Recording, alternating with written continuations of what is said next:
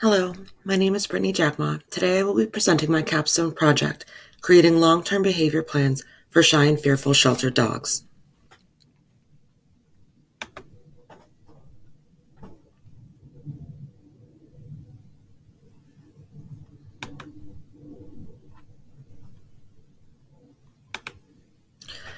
I would like to begin by sharing my own personal inspiration for this project.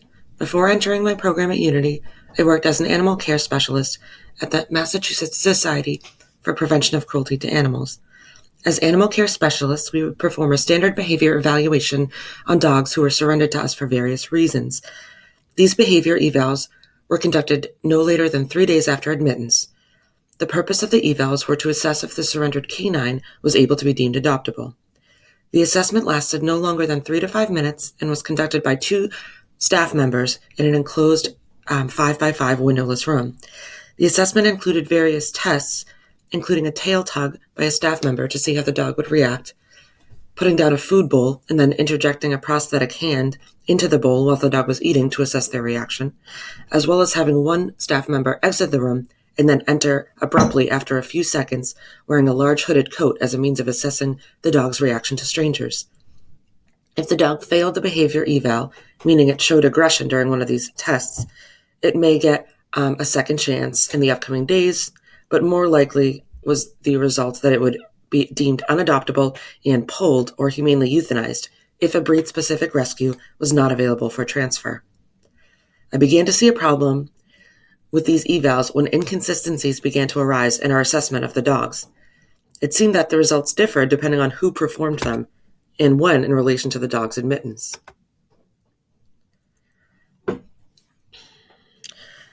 We would have additional interaction with the dogs during routine care throughout the day, such as evening, morning, and afternoon walks, as well as medical treatment to those who were surrendered with a medical history.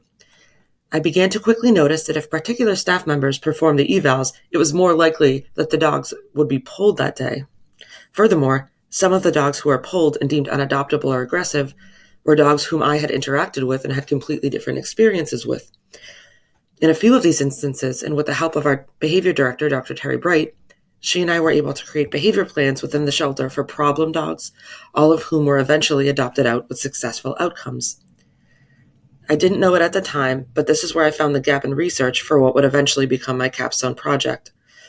I realized that these inconsistencies in results of the temperament test revealed a flawed behavioral assessment system.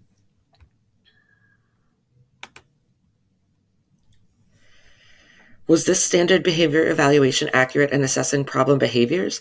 Or did being in a stressful shelter environment exacerbate existing issues that could be otherwise worked on within a home environment?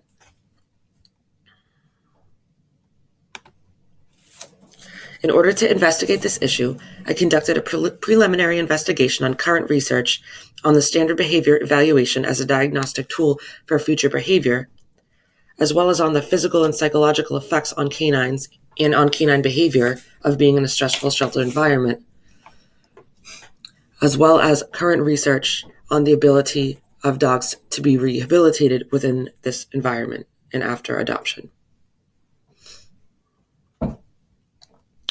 Next, I sought partnership with an animal shelter in hopes of further exploring this issue and being of service to them within this realm. Enter Midcoast Humane Society. Midcoast is one of the largest operating animal shelters in the state of Maine. Once existing as 2 separate facilities, they have now conglomerated to 2 properties in Brunswick and Edgecombe, Maine. Midcoast works to rehab and rehome animals surrendered by adopters, as well as strays brought in through local animal control officers. Midcoast works with 39 municipalities along the coast and admits over 3,000 animals annually.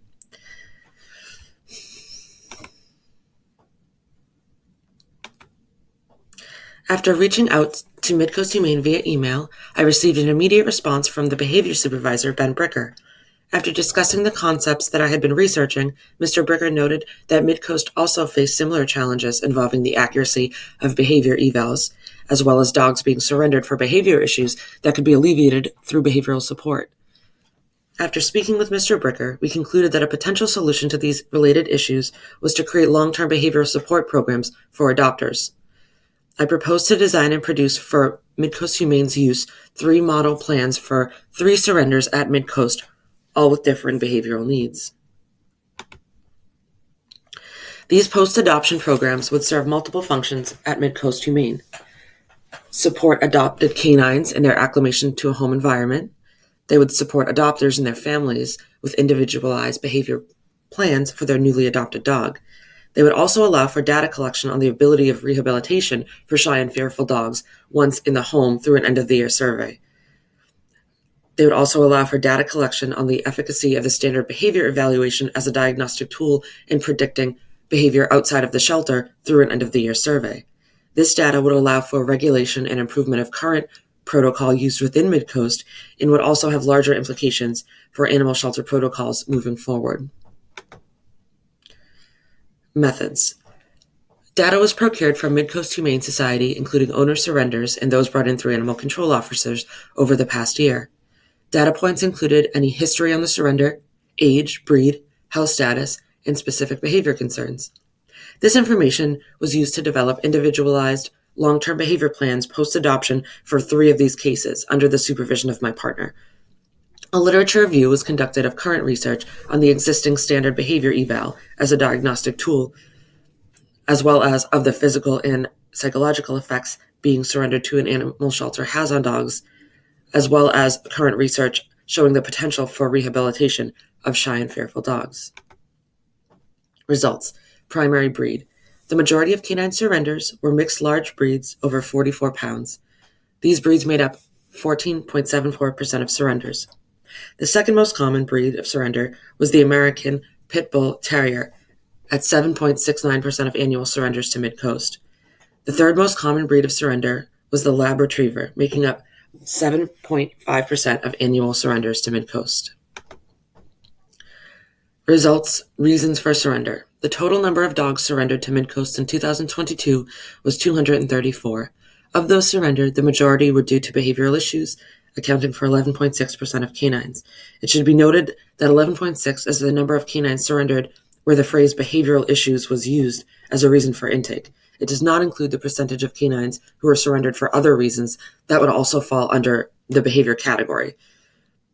Other reasons included bite history, incompatible with people, incompatible with other animals, too active and hyper, escape artist, new baby, and needs too much attention. Results, literature review. Results concluded that the standard behavior evaluation is not consistently accurate in predicting future behavior. A study published in 2020 titled "Do Behavior Assessments in a Shelter Predict Behavior of Dogs Post-Adoption?"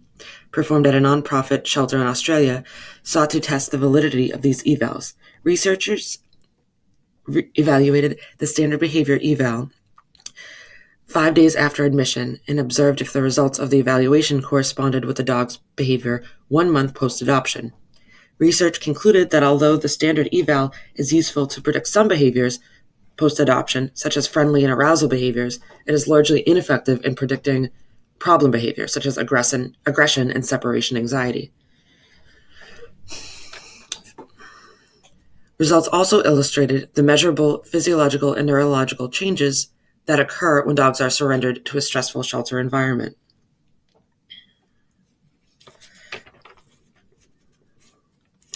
A study published in 2021 by the Journal of International Society of Anthrozoology concluded that the dogs least likely to be adopted were anxious dogs as well as dogs with diabetes. From a behavioral standpoint, this is significant as it illustrates the importance of accurately assessing surrendered dogs in a way that is meaningful, unlike the standard eval, which only assesses if a dog is fearful and anxious at the time of the evaluation.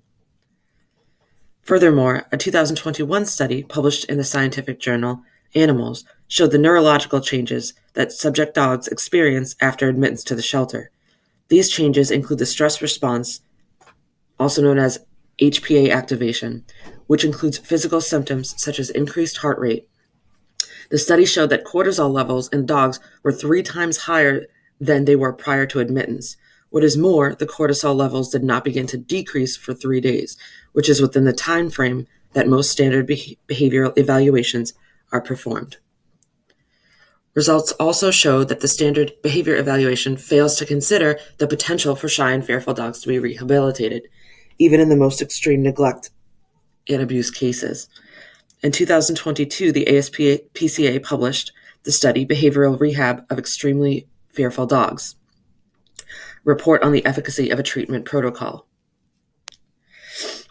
Within the study, quantitative and qualitative data was collected by behavioral staff in order to analyze the effectiveness of current behavior protocols within the shelter and how the implementation of improved rehab programs could and did improve outcomes for shy and fearful dogs within the shelter. Given these findings, I have created 3 individual post-adoption behavior plans for 3 canines surrendered to the Midcoast Humane in the past year, named Lucy, Carter, and Jasper.